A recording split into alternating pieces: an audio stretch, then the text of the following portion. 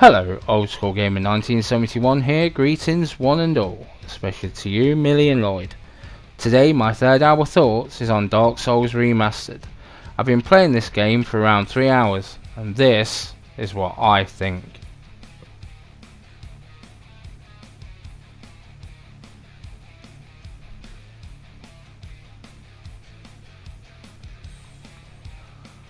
Dark Souls Remastered comes from Software. It's an action RPG and came out for the PlayStation 3 in 2011 and PlayStation 4 in 2018. This is one of those games that's reputation as a hard game precedes it. Nice and early, confession time. Forgive me, Father, for I have sinned. So, my child, what have you done this time? Father, I have played Demon Souls. That's not a sin, my child. I have played Bloodborne. Again, my child, this is not a sin. Father, until today, I had not played a Dark Souls game before. Heathen, I cast ye down. You really are the spawn of Satan. So with that out of the way, is this Dark Souls remastered or just an arsehole's cash grab?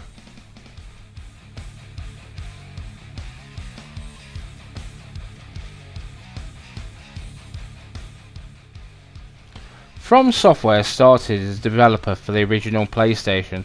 I remember the King's Field games well. I tried a couple of the Armored Core games too.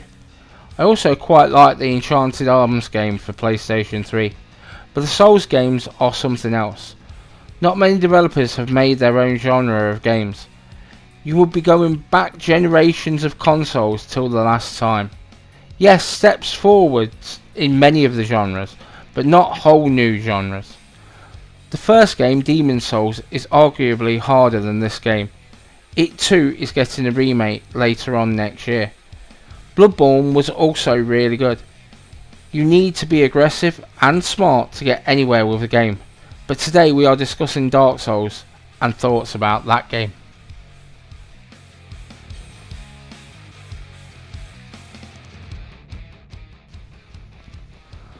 So let's start at the very beginning.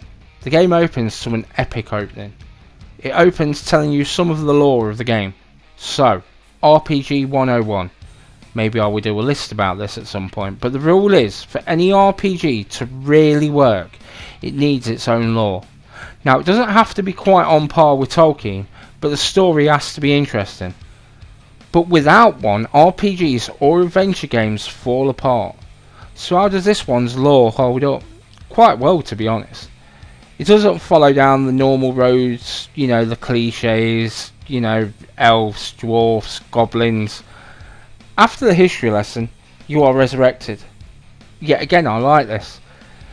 It talks about the tribes and their relations to one another, and that's all you're getting out of me. But before we go into gameplay, I would like to draw attention to the creator mode. It isn't the best, nor is it the most comprehensive, yet I still think all RPGs should have one, except for Level 5 and Square Enix.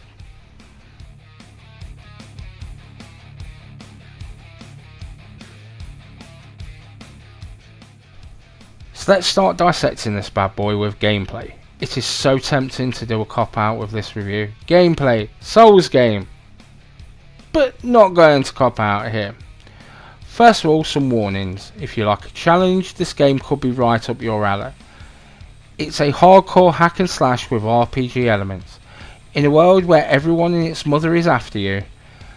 Now for some that is too much. Now if like me you're an ex-joypad smasher or current joypad smasher, then I would think carefully before purchase. It does play well and its detection is spot on. It does have a lock-on system that really helps for combat. The way it moves while you're wearing armour is also quite refreshing to see it slow you down. I don't see it as necessarily having to be totally realistic, however it gets brownie points for this. I don't see many games with this. Its controls are easy enough, it is normally human error when you die. But the game is harsh, so if you're going to play this, prepare yourself.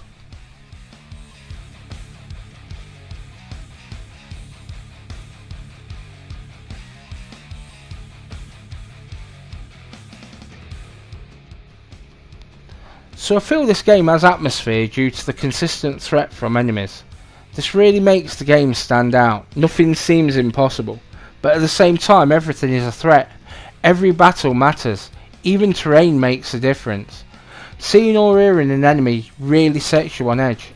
Again, the atmosphere may have been born in Demon's Souls, a PlayStation 3 exclusive, but this is the game that put it on most people's maps. With making the combat centric, I believe many titles could learn from this game, mainly how to not shy away from what makes your game great.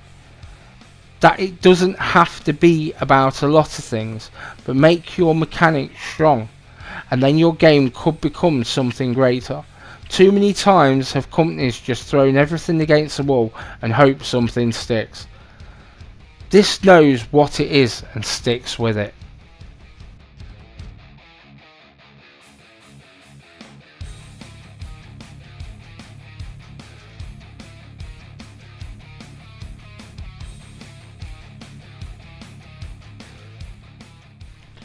So on to combat. I have to say this is the first game in a long time that makes me respect every battle. So you start playing and after a few battles, complacency sets in. You win some and then a little lack of concentration or one wrong move and bang, you're dead. You do have a chance to recover where you were, go back and pick it up.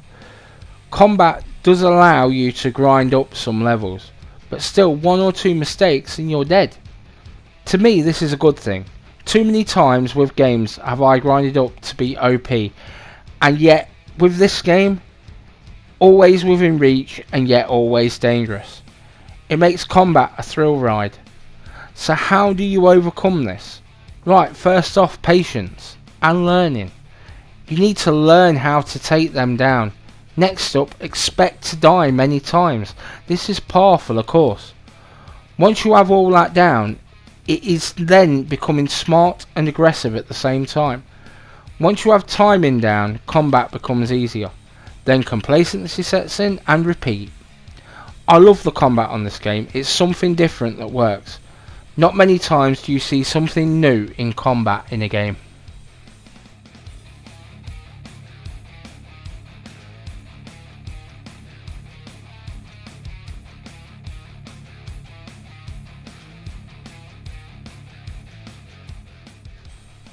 The graphics are okay. They're an improvement on the PlayStation 3 original. The monsters, creatures are both varied and well designed, just like the world itself. I like the armour, it looks good and serves a function. I was so glad to hear that this was coming out, and now they've announced Demon's Souls. It is pleasing that these games are PlayStation 4 bound, with possibility of PlayStation 5 backwards compatibility. To me this game is a prime example of whilst backwards compatibility is important, still I love me some remakes and remasters. And whilst nothing groundbreaking, this hardly is a but ugly game neither. Now this is hardly going to win fans over, but as a bit of nostalgia, for the people who love the game the first time around, this is something for them.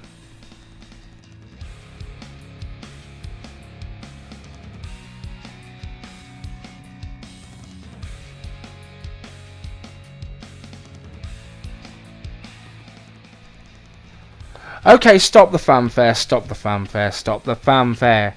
We're on to the bit I don't like. It's not all of the sound, just one aspect. And it is pretty much my only irritation with the game. Okay, I'm calm. It's the bloody chinking armour! For me, it is testament to how good the rest of the game really is. Now the rest of the sound is pretty good, and the ambient sound, the music, the voiceover are all okay. It's not like you can take it off and play the game, but even the chinking adds to the overall atmosphere, so I can't be that mad over it.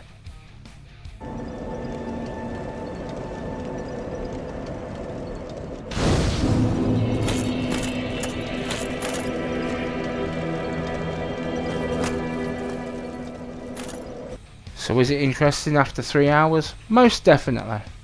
As this kind of game is very rewarding to play, albeit joypad biting frustration. I hadn't played this before the review. Whilst I have had some of my controllers for over 3 years, some of my friends will testify to my former life as a joypad psychopath killer. And for the record, Ricky, I am sorry for swinging a controller round my head, smashing it into a wall. It exploded into a million parts and went everywhere, including an L1 button bouncing off my cousin's forehead. Anyway, back to the game review. Good game, go get it. So my Dark Soul has been remastered.